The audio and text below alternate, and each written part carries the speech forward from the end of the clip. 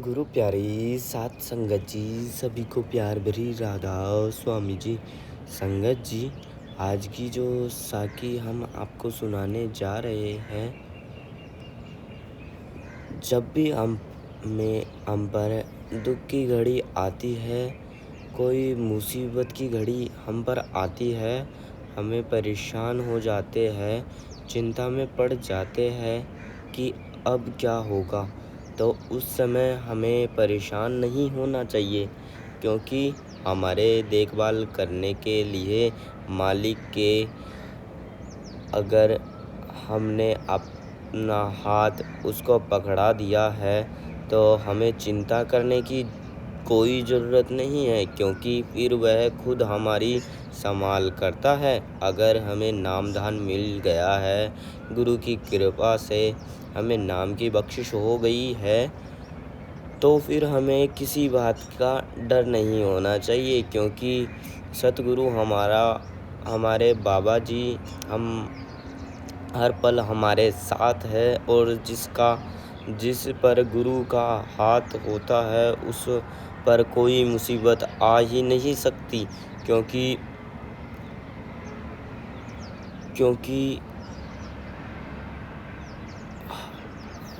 उस सतगुरु नामदान के समय उस अभिलाषी जीव की जिम्मेदारी ले लेता है और उस पर कोई मुसीबत आने ही नहीं देता, उसे हर मुसीबत से निकाल देते हैं। हम में से भी जिनको भी नामदान मिल चुका है, वह बहुत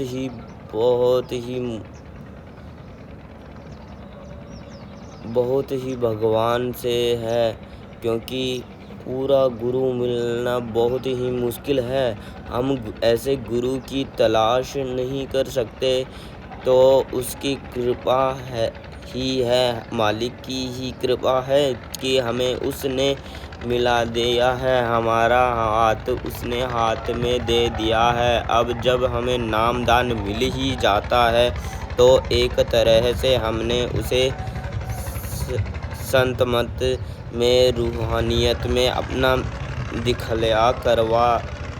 दाखिला करवा लिया है। अब उसे निभाने को जिम्मेदारी हमारी होती है। जैसे कि फरमाया जाता है कि नामदान केवल रूहानियत में एक दाखिला है। अगर हम नाम का सिमरन की कमाई करेंगे, मालिक की भजन बंदगी करेंगे, तो हमारा पारा उतारा होगा जाएगा, हमारा आना जाना खत्म हो जाएगा, हम इस भव सागर से पार हो जाएंगे। अगर नहीं की तो हम यहीं भटकते रहेंगे, बार बार आना पड़ेगा। और आप जी फरमाते हैं कि हम दुख की घड़ी में तो मालिक को याद कर लेते हैं,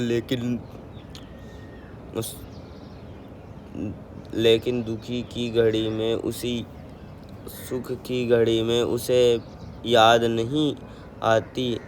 हम दुनियादारी में इतना खो जाते हैं, इस दुनिया में सुख सहूलियत में इतना खो जाते हैं कि हमें उस मालिक की याद ही नहीं आती। मेरे साथ संगत जी, ऐसे ही बाबा फरीद जी हुआ करते थे, जो कि बहुत ही पहुँचे हुए महात्मा हुए हैं, जिन्होंने मालिक की भजन बंदगी का प्रचार किया है, उनके नाम का प्रचार किया है। और जैसे जैसे जीवन में व्यतीत करते थे, अपनी संगत करने वालों को भी वैसा ही आचरण रखने के लिए कहा करते थे। अक्सर देखा जाता था कि जब सब लोग इकट्ठे होकर फरियाद करते थे, तो बाबा फरीद जी भी उसमें शामिल हो जाते। जब उसको मालिक के आगे फरियाद की जाती थी, तो सब लोग फरियाद के समय मालिक से अपनी अपनी बातें जाहिर फिर करते थे कि हमें सुख देना और मुसीबत से बचाए रखना। बाबा फरीद जी फरियाद करने में कहते थे कि हे मालिक, मुझे दुख देना। और जब दूसरे लोग यह बात सुनते हैं तो वह बाबा फरीद जी से कहते हैं कि यह आप क्या कर रहे हैं। हम सभी उस खुदा के आगे सुख की फरियाद कर रहे हैं और आप दुख मांग रहे हैं, यह क्या बात हुई। तो बाबा फरीद जी मुस्कुराए और उन्होंने इसका बहुत ही सुंदर तरीके से जवाब दिया, अगर मैं मालिक से सुख मांगता हूँ तो मुझे उसकी याद ही नहीं आएगी।